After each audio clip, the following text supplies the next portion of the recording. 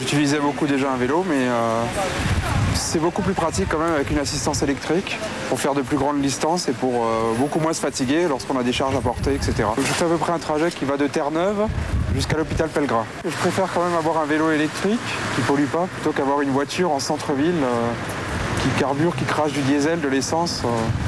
Je trouve personnellement ça donne une meilleure conscience. Au mois d'octobre dernier, la Cube a adopté sa politique vélo pour les 8 prochaines années. Principal enjeu, atteindre en 2020 l'objectif de 15% des déplacements effectués à vélo dans l'agglomération.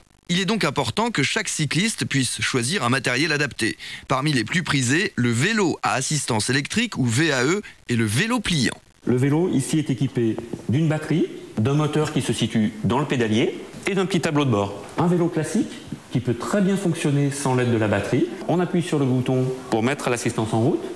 Et ensuite, le fait d'exercer une pression sur la pédale ou d'assurer un mouvement continu du pédalier va enclencher le moteur. Aussitôt qu'on arrête de pédaler, eh bien, le moteur cesse de faire avancer le vélo. Le vélo assistance électrique, c'est un simple vélo au niveau du code de la route. Donc il y a 3 critères qui sont respectés pour que ça soit un vélo. Il faut que le moteur n'excède pas 250 watts de puissance, qu'il ne fonctionne ce moteur que lorsque l'on pédale et qu'il s'arrête aussitôt que l'on ne pédale plus. Et le moteur cesse d'aider le cycliste lorsque celui-ci dépasse 25 km/h. Ça n'empêche pas de rouler plus vite si on en a la force, mais en tout cas, l'aide se manifeste de 0 jusqu'à 25 km/h.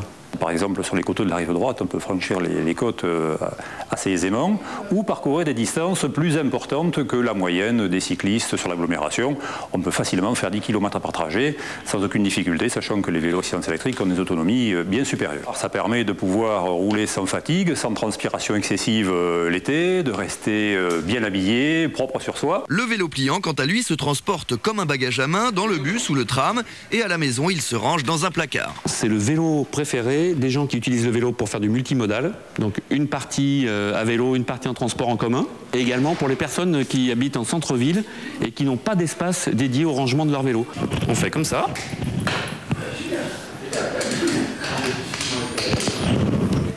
Comme ça. Et c'est fini. Une fois qu'il est plié, il peut être transporté facilement comme un bagage à main dans un bus, dans un tramway, dans un train. Mais aussi, il a des gros avantages en matière de stationnement, c'est-à-dire qu'on peut le ranger chez soi tranquillement sans que ça prenne beaucoup de place. Donc des avantages. L'inconvénient, malheureusement, c'est le prix. Donc pour inciter à l'usage de ce type de véhicule, nous avons décidé, suivant des critères sociaux, de pouvoir aider leur acquisition. Le calcul de la subvention se fait en fonction du quotient familial.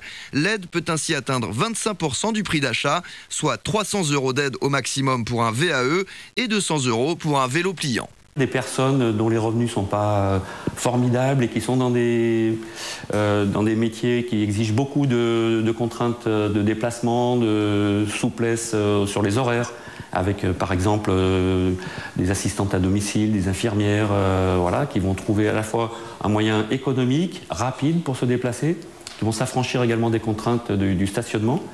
Des personnes qui habitent au-delà de 5 km de leur lieu de travail et qui trouvaient un peu fastidieux de se déplacer à la seule force des muscles.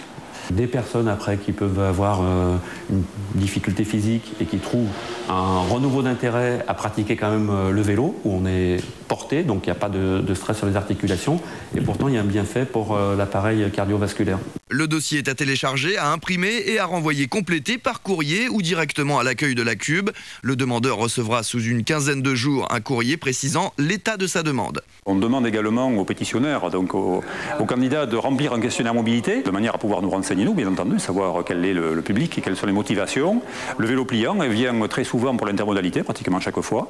Le vélo assistance électrique vient aussi souvent pour remplacer une seconde voiture, pour gagner du temps, parce que les personnes en ont un peu assez de subir les embouteillages. Donc là, le but est parfaitement atteint, c'est-à-dire de mettre le plus de vélos possible en remplacement de plus de voitures solo possible. Ça permet à certaines personnes de passer le cap, de s'équiper, de tourner définitivement le dos, par exemple, au deuxième véhicule du foyer, qui est une charge financière importante pour un niveau de service qui est relativement faible.